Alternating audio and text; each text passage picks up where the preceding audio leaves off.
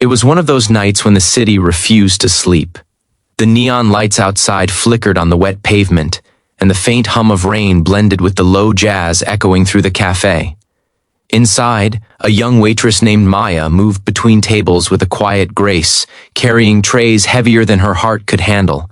She smiled at every customer, but behind that smile lived exhaustion, a mix of unpaid bills, long shifts, and dreams she had buried long ago. In the far corner, a man sat watching her with tired yet observant eyes. His name was Ethan, a single father in his mid-30s who came to the cafe every night after his construction shifts. He wasn't there for the coffee. He barely even liked the taste.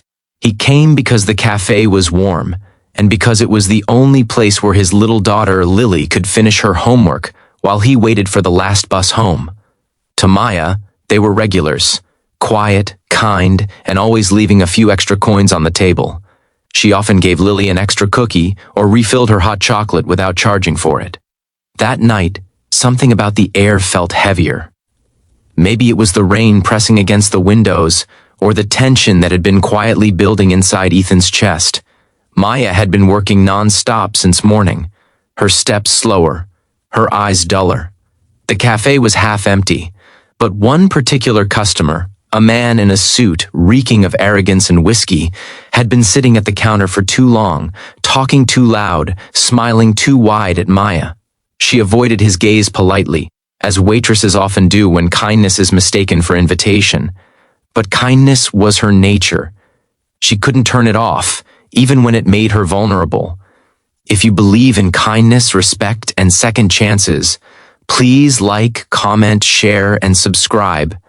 It helps us tell more stories that touch hearts.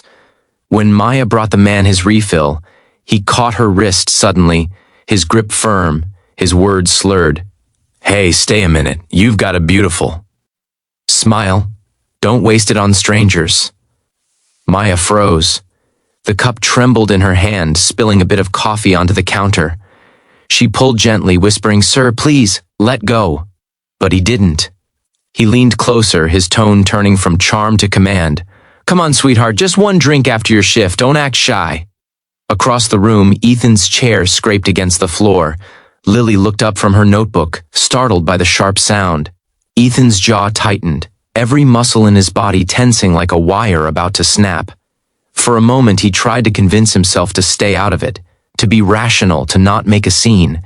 But when he saw the panic flicker in Maya's eyes, something deep inside him, the part that had been silent since his wife's death, finally roared awake. He stood, his boots echoing against the tiles as he crossed the room. The man at the counter barely noticed him until Ethan's hand gripped his shoulder, firm and unshakable. "She said let go," Ethan said, his voice low, dangerous, controlled, but just barely. The drunk man laughed, brushing it off. "Who the hell are you, her bodyguard?" In the next moment, the man's hand was off Maya's wrist, not because he let go, but because Ethan had forced it away. The cafe went silent. Every head turned. The man stumbled backward, muttering curses, but one look at Ethan's eyes, dark, cold, furious, and he backed off. He threw some cash on the counter and stormed out, slamming the door behind him. Maya stood frozen, her breath trembling, her wrist red. "Are you okay?" Ethan asked, his tone soft now. She nodded, trying to smile, but tears had already gathered in her lashes. She whispered a thank you, voice breaking. Lily watched from the corner, her little hands gripping her cup, her wide eyes unsure whether to be scared or proud.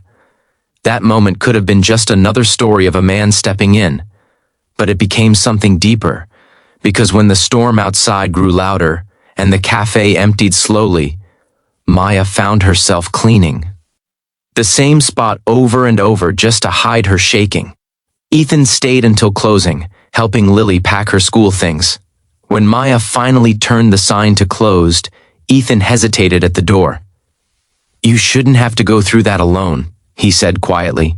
She gave a small, tired smile. "I'm used to being alone."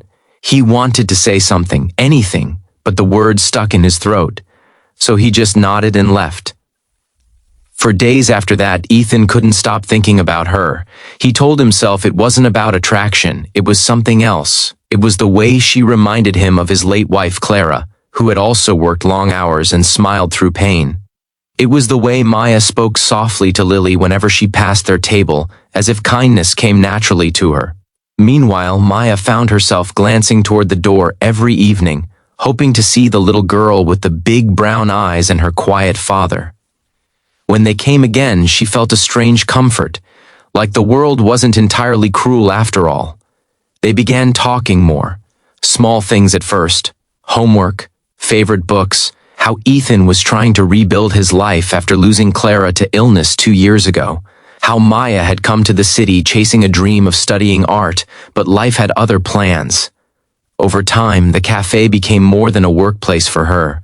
It became a safe place. And for Ethan, it became the one corner of the world that still felt human. One night, weeks later, Maya found Ethan sitting alone after hours. Lily had fallen asleep in his lap, her small head resting against his arm. The sight softened something inside her. She made them both some cocoa and sat down across from him. The lights were dim, the world outside silent. Ethan spoke first, his voice barely above a whisper. "I'm sorry about that night. I shouldn't have lost control." Maya shook her head. "No, you did what no one ever does. You stood up for someone." Her eyes met his, full of quiet gratitude. "I've been on my own for years. People see, but they don't care. That night, you reminded me what it feels like to be safe. Something passed between them. Something wordless, fragile, but real." Over the following months, their lives began to intertwine gently. Maya started helping Lily with her art projects. Ethan began picking her up from work when her shifts ended late. They laughed more, healed more. What began as two broken paths crossing slowly turned into something whole. But not everything was easy. Rumors started at the cafe, co-workers whispering about Maya getting close to a customer. She tried to ignore them, but the words stung. One evening she found a note slipped into her locker. "You think he'll save you? He's just lonely." That night she cried quietly after closing, not realizing Ethan had come back because Lily had forgotten her backpack. He found her there, tears streaking her cheeks. Without saying a word, he sat beside her, taking her trembling hands in his. "Let them talk," he said softly. "You've done nothing wrong. People only whisper about what they can't have the courage to face." That night marked a change. They stopped running from their pain and started walking through it, together. Ethan began smiling again. Maya began dreaming again. And Lily, innocent and bright, began painting pictures of a family that didn't yet exist, but soon might. Months later, on a rainy night that looked just like the one when everything began, Ethan came into the cafe early. Maya was wiping the counter when he walked up and placed a small paper flower next to her. "Lily made this," he said with a half smile.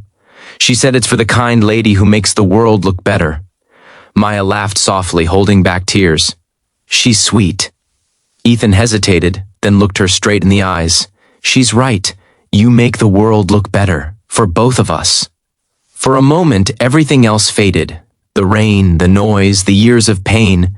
Just two souls who had seen too much finally finding peace in each other's presence. When the cafe closed that night, Maya turned off the lights and stood by the window, watching the reflections dance on the glass. Ethan was outside, waiting with an umbrella. She stepped out, and for the first time in a long time, she didn't feel alone walking into the storm.